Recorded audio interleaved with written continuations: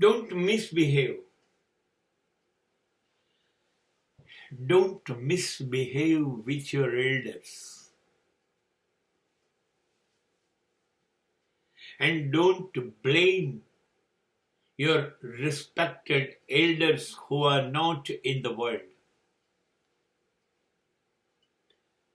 કમનસીબ છીએ આપણે. જ્યારે મને કોઈ પૂછે છે વાત કરીને, હે સાહેબ, એવું તો નહીં હોય મને મારા પૂર્વજો વડીલો નડતા હોય, અને નડતા હોય તો એના માટે મારે શું કરવું જોઈએ? પહેલું કામ તો તમારે આ સવાલ પૂછવાનું બંધ કરી દેવું જોઈએ, જે બેવકૂફીથી ભરેલો છે.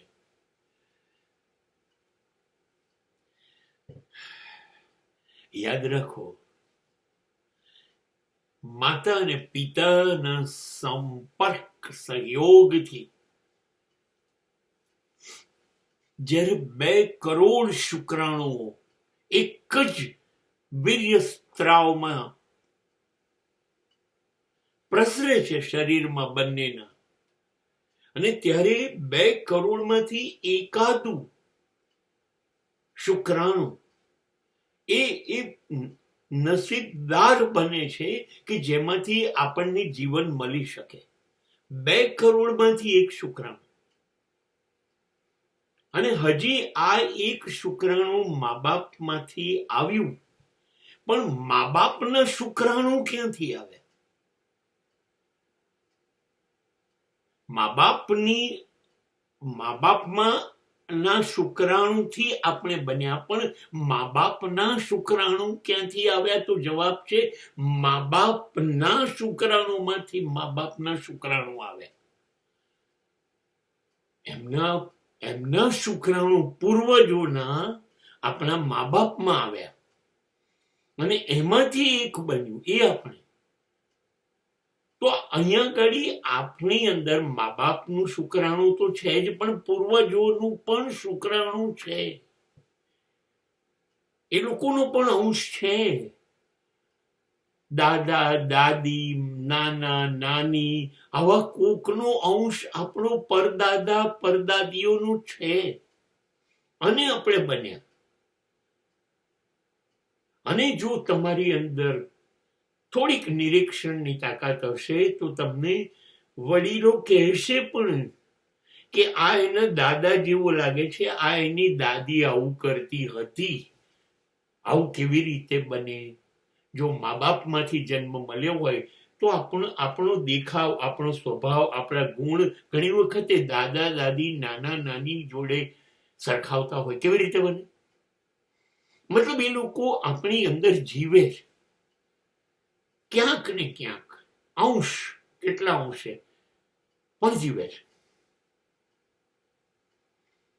તો હવે કેવી રીતે કોઈ પોતાના જ અંશને હેરાન કરી શકે?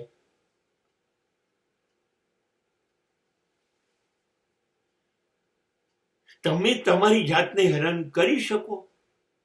તમારા હાથ, તમારા પગ, તમારા આંખ, તમારા શરીરને નહીં, કેમ કે એ તમારું છે.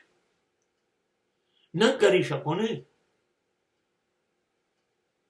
કેટલા મા બાપ પોતાના બાળકોના ગળા દાબી કાઢે, એને મારી નાખે, એને પીડા આપે, એને દર્દ આપે. ભલે બાળકો આપતા હોય તો પણ આપે છે? નહીં.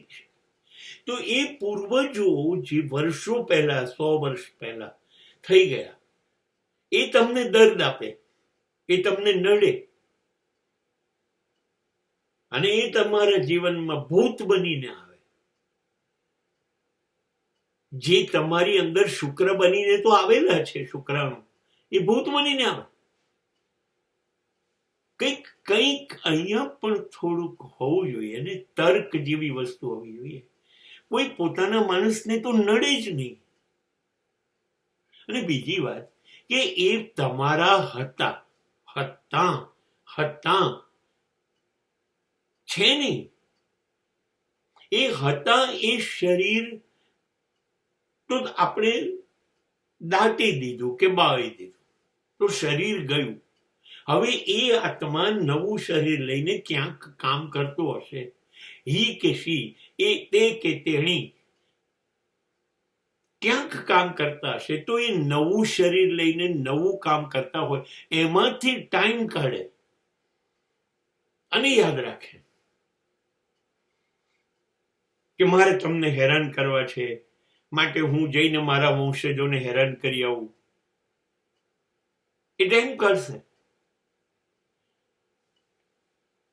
અને એ વિચારો કે તમને યાદ છે ભૂતકાળમાં શું થયું હતું. તમે બી કોઈકના પૂર્વજ તો છો જ. તમને યાદ છે કે તમે ક્યાં પૂર્વજ હતા, કોની જોડે તમારે શું થયું, કોણે તમારી જોડે શું કર્યું, યાદ છે? ના. હા, તો હવે એ લોકો જ્યાં ગયા ત્યાં એમને કેવી રીતે યાદ હશે? નહીં, નવો જન્મ, નવી ગિલ્લી, નવો દાવ. કશું યાદ નથી હોતું. એમની પાસે એવો સમય નથી હોતો, એવી વ્યવસ્થા નથી કે એ લોકો આવીને તમને નડે. આવું કશું છે નહીં. બહુ બહુ શ્રેષ્ઠ આત્મા હોય છે, એ નડે નહીં, એ આશીર્વાદ આપે તમને. જ્યારે બી ખરાબ થતું હોય એવું એ કરે નહીં, એ બચાવે, તમને આશીર્વાદ આપે.